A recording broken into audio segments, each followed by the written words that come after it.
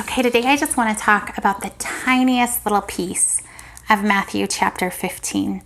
There's a lot that's happening there, so much to unpack, so much I can't unpack in just this short video, but I'm leaving lots of room for you guys to add your thoughts and your commentary and your ideas and your reflections and art and whatever you want to in the comments. But I want to talk about Matthew chapter 15, and I specifically just want to talk about verse 31. So we have a giant crowd, again, a big crowd, and they're all there listening to Jesus, and they've brought all their sick people with them, like you would do, like we do when we hear that there's a healing ministry coming to town, or we hear that there's someone who sees a lot of glory from heaven when they have meetings. We bring the people we know, and so that's what they've done. There's this giant crowd, and Jesus has healed so many of them. I'll just go ahead and back up to verse 30. It says, "Great crowds came to him, bringing the lame, the blind, the crippled, the mute, and many others, and laid them at his feet, and he healed them."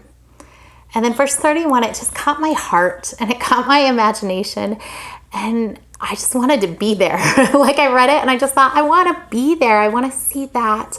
It says in verse 31, "The people were amazed when they saw the mute speaking, the crippled made well, the lame walking, and the blind seeing, and they praised the God of Israel." And I'm just imagining all these people up on the hillside, and they're there with their neighbors and their friends and their family. These are people they know. These are people in their community. And it's not just one that's healed or two that's healed. They're seeing people that have never spoken a word in their life speak.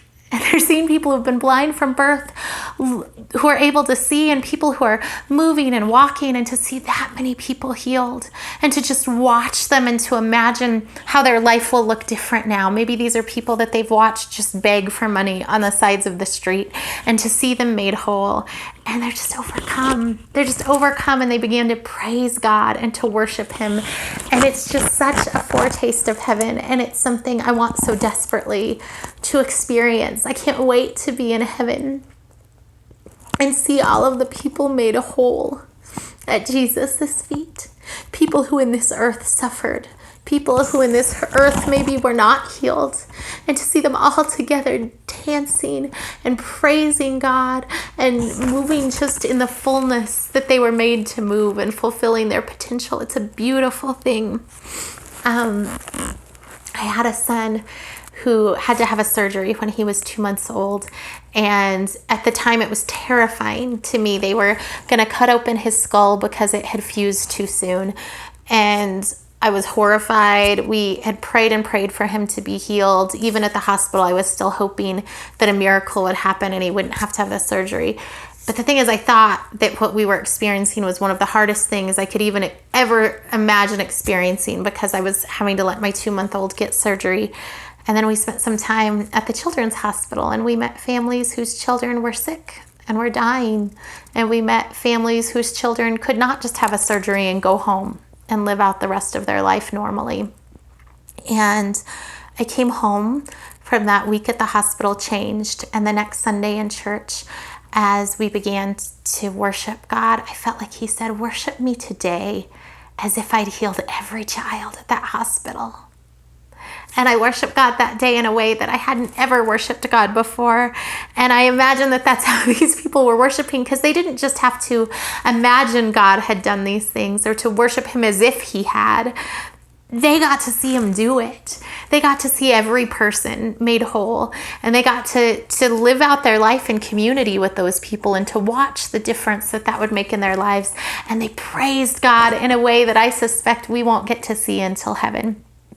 So that's all I wanted to talk about today, because it captured my heart and it captured my imagination, and it made me long for heaven in a way that I think we're all meant to long for heaven, because if we don't long for heaven with that kind of intensity, we don't live our lives with the right perspective, and we don't pursue God the way we should, and we don't sacrifice for each other the way he asks us to. So yeah, that little verse to me was a glimpse of heaven today. And I need those. I need glimpses of heaven to remind me who I am and who I'm called to be and what I'm supposed to be doing. Okay, read Matthew chapter 16, and we'll talk about that together tomorrow.